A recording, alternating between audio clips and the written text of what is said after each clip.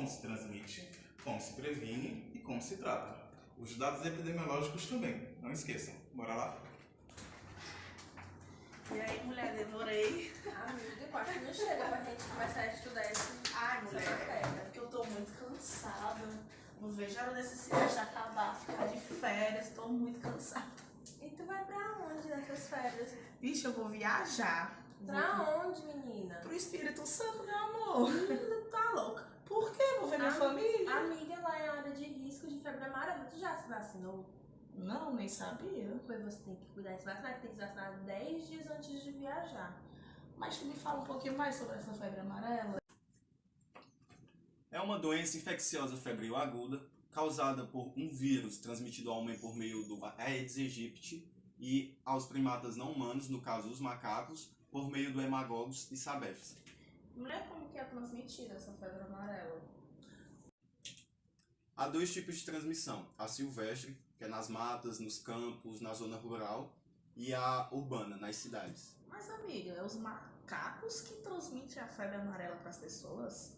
O macaco não transmite a doença, quem transmite é o mosquito. O macaco é apenas um hospedeiro, mas ele não transmite a doença. Essa doença também não é passada de pessoa para pessoa.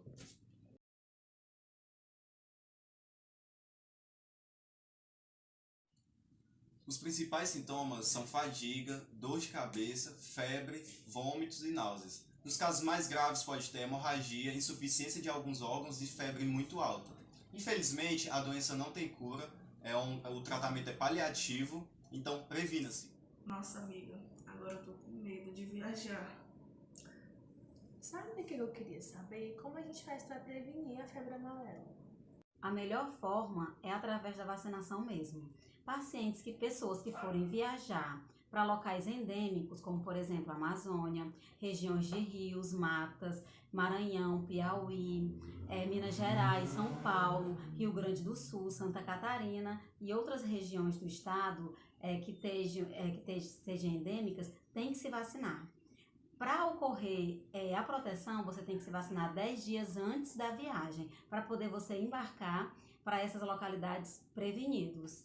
E essa vacina realmente funciona? E é verdade que quem é alérgico ao ovo não pode se vacinar? A vacina ela é realmente eficaz, certo? Como ocorre a eficácia da vacina? Você recebe uma dose do vírus, certo? Atenuado. E ele vai criar anticorpos no seu organismo para você ficar imune pelo período de 10 anos. Pessoal, quem tem alergia à proteína do ovo pode se vacinar? É uma dúvida frequente que acontece com todas as pessoas. Por que não pode se vacinar? Porque a vacina ela é produzida com ovos embrionários da galinha. Então, assim, quem for alérgico à proteína do ovo não pode tomar a vacina. Vai ter que procurar um especialista e vai ter que ser submetido a vários testes, porque na hora que você tomar a vacina, você pode ocorrer um choque anafilático e várias reações alérgicas. Então, quando você for ao especialista, você vai fazer alguns testes, ele vai te sensibilizar e lá você vai poder se vacinar normalmente, mas tem que procurar um especialista. Além disso, outras pessoas também ficam fora da vacinação, que vai ser pacientes, as gestantes, lactantes, crianças menores de 6 meses, pacientes imunodepressivos, pacientes oncológicos e pacientes portadores de doenças crônicas. Eles também não vão poder se vacinar contra a febre amarela.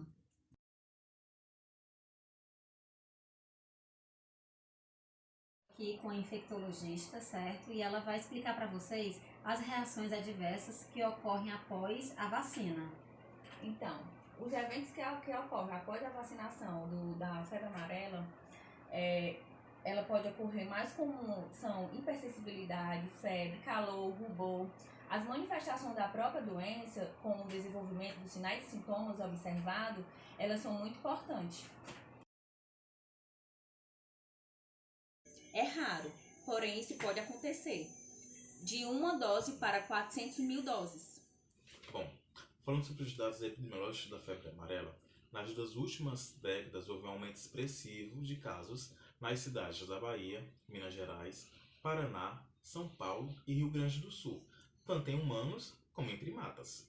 A vigilância sanitária está adotando medidas sazonais de monitoramento, que se iniciam em julho até junho do ano seguinte. No período de 2017 a 2018, houve um aumento expressivo de casos na costa leste brasileira, em regiões que não haviam registro de casos de febre amarela. Vamos se ligar, viu, galera? Cuidado! Vou dar continuidade ao que meu amigo Mário falou no começo.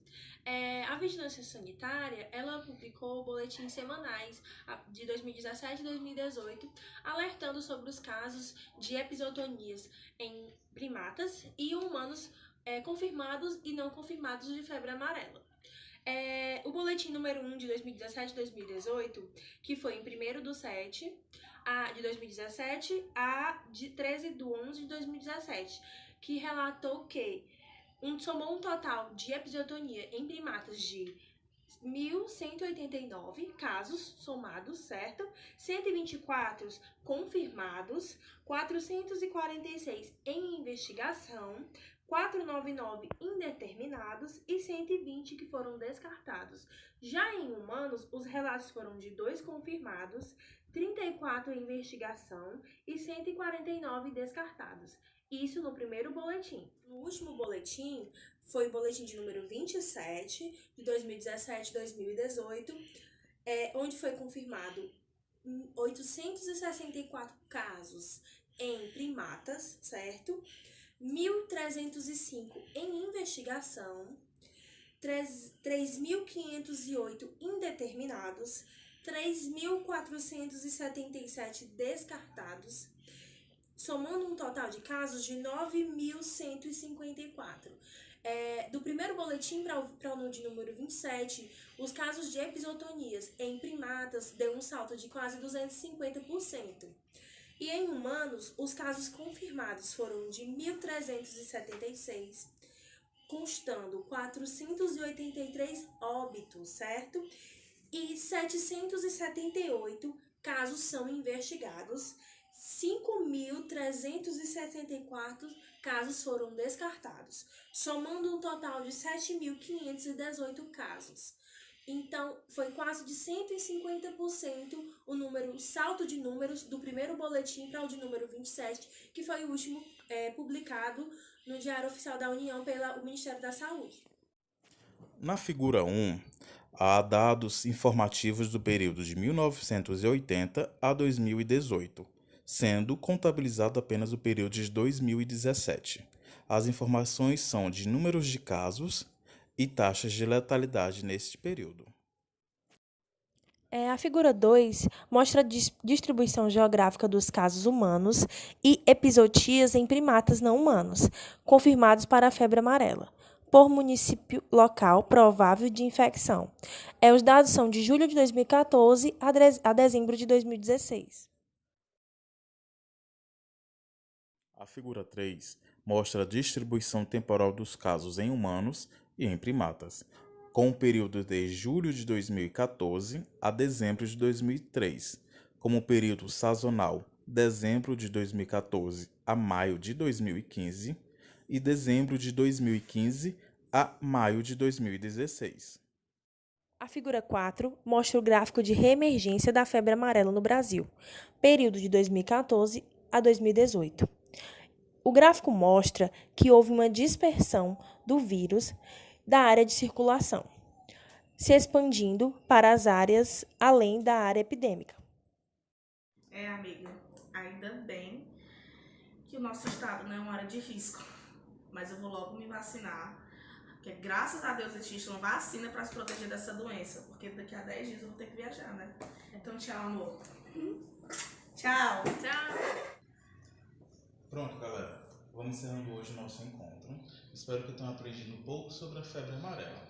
Lembrando que, se vocês moram nessas regiões ou vão viajar para alguma delas, tomem suas vacinas, tá? Beleza? Não esqueçam. Até o nosso próximo encontro. Bye!